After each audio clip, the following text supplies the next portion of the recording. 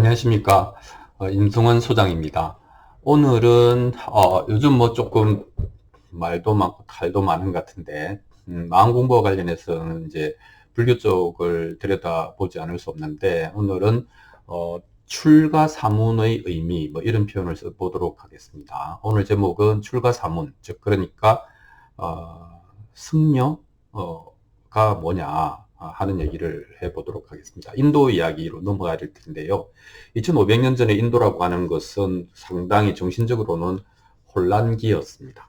그러니까 이제 철기가 대량으로 보급되면서 이것이 본격적으로 이제 농업 생산성을 올리고 군사력을 강화하니까 잉여 생산이 되고 그것이 이제 공업과 상업 이런 것들을 발달시키게 되고 작은 나라들을 합쳐서 제국화의 이제 현상이 나타나게 되고 그래서 이제 뭐 북쪽에 뭐 마가다국, 남쪽에 마가다국, 북쪽에 이제 코샬라국이라고 하는 이런 이제 큰 나라들이 이제 생겨나기 시작하고 그 작은 나라들을 복속해 가니까 제국화가 되고 이게 인도 대륙으로 보면은 이제 세계화가 되고 있는 거죠.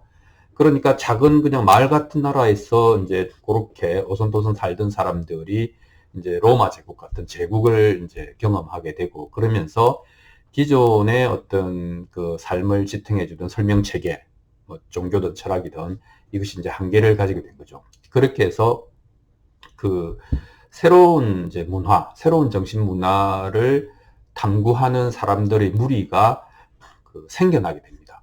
그래서 그 사람들을 이제 사문이다 이렇게 이제 이름을 붙이기 시작했습니다. 이 사문에는 그러면 이제 누가 사문이 되었느냐? 그러면 누가 있겠습니까? 인도에서 전통적으로 정신산업, 정신계의 종사자들은 브라만 계급이잖아요. 브라만 교 뭐 또는 뭐 브라만교라고 하는 것이 있었고 또 인도에는 이제 그 이성이나 논리, 그 종교적이거나 형이상학적인 게 아니라 이성이나 논리를 앞세우는 물질주의자들, 그 합리주의자들이 있었습니다. 그러니까 이게 이제 브라만교도 보면은 뭐 이제 경전으로 따지면 베다 시절이 있고 우파니샤드 시대가 있는데 베다 시대 때는 좀 더 종교적이고 이제 제사 위주로 그렇게 이제 제사 지내고 하늘과 관계 맺는 그렇게 해서 이제 사제 계급인 브라만 계급이 그 제사를 지내는 사제로서의 권위를 가지고 있었던 그런 시대죠. 근데 이제 아까 이야기한 것처럼 사회가 발달을 하니까 그거하고는 설득이 잘 안 되는 겁니다. 그래서 이제 이 브라만교가 굉장히 철학적으로 다듬어지기 시작합니다. 그것이 우리가 이제 잘 알고 있는 브라만 아트만, 범아일려의 이제 사상이죠. 그래서 이제 이 아트만이라고 하는 게 참자기, 진아라고 하는 의미로 이제 정착을 하게 되는 겁니다. 그래서 이 브라만과 아트만 이것만이 실제하는 것이고 우리가 현실 겪고 있는 현상이란 건 다 환상이다, 마야다 이렇게 이제 극단적으로 얘기를 해버리는 거죠. 그러니까 또 다른 한 극단이 생겨나는 겁니다. 그런 게 어딨냐? 이제 논리적이고 이성주의자들은 그냥 물질이야. 이제 그때 이제 인도 쪽에도 원자론, 그 사원소론 이런 게 이제 받아들여졌거든요. 그래서 물리적인 현상만 존재하는 거야. 각각의 원소들이 뭐 이합집산해서 현상을 만들어내고 그게 풀리면 현상은 사라지는 거야.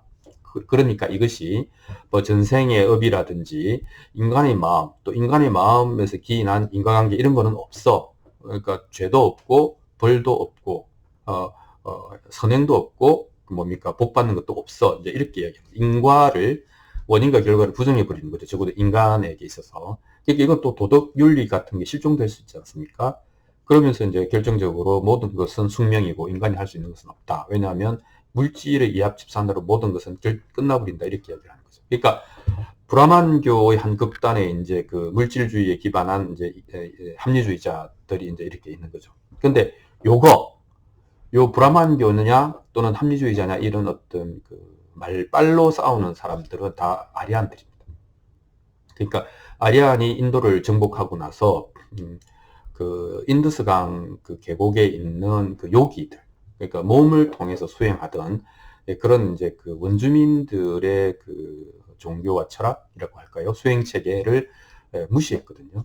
그런데 이제 세상이 혼란스러워지고, 즉 이제 그 생산력의 상승으로 인해서 이제 이 형이상학 또는 이런 어떤 설명 체계로 그 제압이 안 되니까 설명이 안 되니까 새로운 것을 찾아 나섰는데, 이때 이제 이런 브라만 사제들 그리고 평민들 등등등등 사람들이 이런 설명 체계 말고 새로운 진리를 찾아서 몸을 이제 헌신한 사람들이 있고, 그 사람들을 우리가 이제 사문이라고 하는 거죠. 그러니까 이 사문에는 브라만 계급도 있고, 그 다음에 이제 붓다처럼 크샤트리아 지배계급, 정치적 지배계급도 있고, 평민도 있고, 이제 계급에 상관없이 사문들이 많이 생겨나기 시작합니다. 이 사문의 핵심은 그러니까 집을 떠나서 돌아다니면서 그러니까 얻어먹으면서 글식하면서 진리를 구하는, 탐구하는 그런 사람으로 이제 현상적으로 정의할 수가 있겠습니다. 그래서 이제 그 사문을 개념적으로 정의하면 이제 두 마디로 정리가 됩니다. 하나는 출가, 집을 떠나서, 두 번째는 진리를 구하는 사람이다, 이렇게 이야기하는 거죠. 그러니까 출가한다는 의미는 가출은 아니잖아요. 이 출가라고 하는 것은 뭐냐면 위대한 포기, 즉 소유와 관련된 모든 것을 포기한 사람을 이야기하는 겁니다. 무소유. 이게 요즘 문제가 되고 있는 것 같은데, 어쨌든 출가한다는 얘기는 세속을 등진다, 세속을 떠난다는 것이고, 이것은 소유와 관련된 일체의 그것을 포기한다, 그것을 위대한 포기다, 이렇게 얘기를 합니다. 그 다음에 이제 진리를 구한다라고 하는 것은 아까 이야기한 것처럼 형이상학적으로 브라만, 아트만 이 설명에 만족할 수 없고, 그렇다고 해서 모든 것은 물질 간의 상호작용이며 인간이 할 수 있는 것은 아무것도 없다 하는 얘기도 수긍할 수 없는, 그러니까 뭡니까? 이렇게 위대한 문명을 만들어가고 있는 인간이 무엇인가에 대한 건 이제 혹이 탐구심이 생긴 것이죠.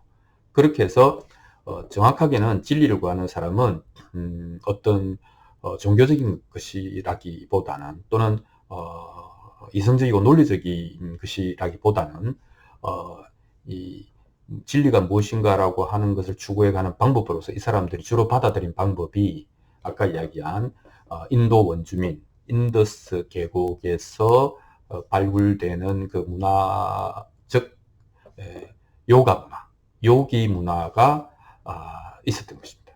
그래서 이 진리를 구하는 사람, 집을 떠나서 진리를 구하는 사람들이 주로 채택했던 수행의 방법론이 크게 두 가지가 있습니다. 하나는 수정주의라고 그러고, 수정주의가 뭐 바꾼다 이런 의미가 아니고 수정, 정을 닦는다는 것이죠. 이제 사마타라고 하는데, 또 하나는 고행주의, 몸을 괴롭히는 것이죠. 왜냐하면 인간이라고 하는 결국 이제 몸과 정신의 결합체인데, 뭐 몸이 말초적인 감각을 따라서 죄를 짓는다든지 유혹에 빠진다든지 이게 몸이 문제가 되지 않습니까? 그 다음에 생각 안에는 또 뭐 욕심도 있고 분노도 있고, 그죠? 어리석음도 있고, 그래서 생각도 문제가 되지 않습니까? 그러니까 진리라고 하는 게 결국은 인간의 몸하고 생각을 뭔가 어떻게 조져야 되겠다, 이렇게 생각하는 거죠. 그래서 생각이 문제니까 생각을 그냥 없애자, 생각을 조져버리자 하는 게 이제 수정주의죠. 근데 우리가 사마타라고 하는 고요히 정에 들어서 한 생각도 일어나지 않는 상태, 혹은 하나에 완전히 집중되어 있는 상태를 이제 닦는 것, 그것을 이제 수정주의라고 하고, 또 하나는 이 몸이 모든 것의 문제의 근원이다. 몸이 갖고 있는 이 욕망의 덩어리, 이것을 그냥 거식해버려야 된다, 이렇게 해서 얘기하는 게 고행주의입니다. 그러니까 몸을 괴롭히는 것이죠. 그래서 뭐 일단 안 먹고 바늘 이렇게 바늘 침 위에서 뭐 잔다든지, 뭐 눕지 않는다든지, 뭐 별 이제 몸을 괴롭히는 방법들이 다 있는 것이죠. 금욕은 기본이고, 예, 거의 이제 굶어 죽는 수준으로, 백가죽이 등가죽이 달라붙는 수준으로 이제 몸을 혹사하는 것. 이 두 가지가 다 어떻게 보면은 이제 원주민의 요가 수행 전통과 관련되어 있습니다. 그러니까 이 왼쪽에 브라만교나 그 반대로 나타나는 합리주의자들은 다 말과 언어를 이야기하지 않습니까? 브라만교 자체가 사제들이, 브라만들이 제사 지낼 때 노래도 부르고, 이게 뭐 읊조리고 하는 게 다 말이잖아요. 그 아리안들은 말을 중시하는 거죠. 그래서 이 말 말고 수행, 그건 생각을 정지시키거나 몸을 정지시키는 이런 이제 수행주의가 나타난 것입니다. 그래서 붓다도 똑같습니다. 붓다도 이때 이제 출가한 사문이었습니다. 그러니까 출가하여, 즉 집을 버리고 나와서 진리를 구하는, 돌아다니면서 진리를 구하는 사람이었죠. 그래서 이때는 이 사람은 가는 길은 딱 두 가지밖에 없습니다. 하나는 정을 닦는 것, 그 삼매를 닦는 것, 또 하나는 고행을 하는 것. 그래서 첫 번째로 삼매를 닦으러 이제 그 스승들 밑에서 이제 그 수행을 했죠. 그래서 그 빠른 시일 안에 최고의 수준까지 올라가서 스승이 이제 같이 하자라고 제안할 정도로 갔죠. 근데 이제 자기가 생각해 보니까 생각이 없는 그 삼매에 있는 동안에는 뭐 번뇌도 없고 좋은데 그거는 일종의 혼수 상태거든요. 그 사람은 살아야 되지 않습니까? 거기서 깨어나오면 또 이제 현실이란 말이죠. 이제 그런 한계를 느꼈고, 물론 이제 여기에 어마어마한 이제 그 수준이 있습니다만은. 그 다음에 이제, 그래서 이제 6년간은 이제 고행을 했죠.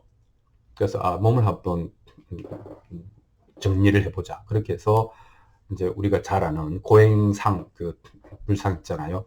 진짜 갈비뼈 다 보이고. 그래서 고행을 6년간 하고 이제 느낀 거는, 이러다가는 깨달으면 그냥 죽겠다. 이런 생각을 한 거죠. 그래서, 이것도 아니구나.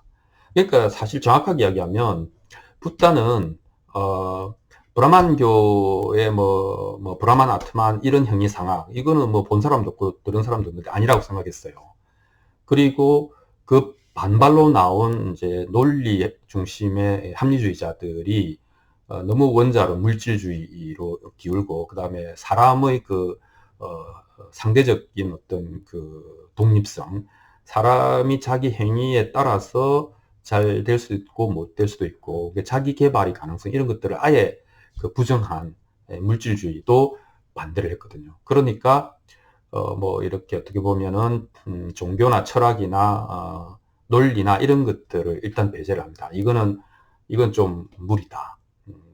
이거는 내가 찾는 게 아니다. 그래서 이제 이쪽 그 수행을 했는데, 수행을 또 해보니까 생각을 없애는 이제 정을 닦는 사마타 수련과 그다음에 몸을 괴롭히는 고행주의를 통해서도 그 인간의 근본적인 문제 해결이 안 되는구나 라고 생각하는 순간에 소위 인도 원주민의 요가 전통도 철저하게 이제 버립니다. 그러니까 하나, 둘, 셋, 넷 다 버리는 거예요. 그래서 아리안족의 문화와 이 인도 원주민의 문화까지를, 정신 문화를 다 버리고 나서 붓다가 한 게 위파사나, 즉 그 명상입니다. 그래서 뭐 별빛 아래서, 나무 아래서 밤새도록 명상을 해서 이제 새벽별을 보고 깨쳤다고 하는데, 이 깨친다라고 하는 것이 중요한 것이죠. 왜냐하면 생각이 없는 혼수 상태도 아니고 몸을 극도로 괴롭혀서 죽음의 직전까지 이르게 하는 그런 상태도 아닌, 몸도 건강하고 정신도 왕성한 상태에서 세상의 이치를 깨닫는, 그것이 명상이다. 그래서 이제 이것을 우리는 통찰, 위파사나다, 이렇게 이야기를 한 것이죠. 물론 뭐 이 위파사나는 지금 그 남쪽 아시아에서 이제 뭐 미얀마라든지 스리랑카에서 되고 있는 위파사나하고 조금 다른 거라고 저는 생각합니다. 하지만 어쨌든 붓다가 생각한 것은 제3의 혹은 그 5번째의 방법, 그러니까 명상이라는 것이죠. 그렇게 해서 깨달은 것이 12연기잖아요. 연기법이잖아요. 그래서 연기법을 깨달아서 자유로워졌다, 이렇게 이야기를 할 수가 있겠습니다. 그럼 이제 뭐 이런 것들이 정확하게 이제 뭘 의미하느냐 하는 것은 앞으로 이제 말해 가기로 하고, 아까 이제 출가 얘기를 해보면, 그래서 출가한다는 것은 위대한 복이다, 소유를 하지 않는다는 것이다, 뭐 이런 얘기를 했는데, 이제 사람이 살아있는 한 먹고 살아야 되니까 그럼 어떻게 먹고 사냐? 그래서 출가한 사문이 먹고 사는 방식은 소위 빌어먹는 겁니다. 완전히 자신의 생명을 타인의 선의, 타인의 보시에 맡기는 것이죠. 그래서 스스로는 어떠한 생산 활동도 해서는 안 되는 거죠. 이제 그렇게 이제 그 붓다와 그의 제자들은 살았습니다. 붓다가 왕이나 재벌들로부터 이제 뭐 기원정사 같은 그런 것을 이제 그 기정을 받았지만은 그 자기 소유가 아니었죠. 붓다도 똑같이 이제 길 위에서 돌아다녔던 사람입니다. 근데 안그 때나 사용을 하고 그랬죠. 그래서 그 1차적으로 이제 어떤 일이 생기는가 하면 붓다가 돌아가시고 나서 100년 전 뒤에 그 이제 경을 만들기 위해서 결집을 하는데 이때 벌써 문제가 생깁니다. 이제 100년쯤 지났으니까 칠기 문화 또는 뭐 인도 자체의 사회의 발전이 굉장했을 거 아닙니까? 그러니까 이제 어떤 일이 생기냐?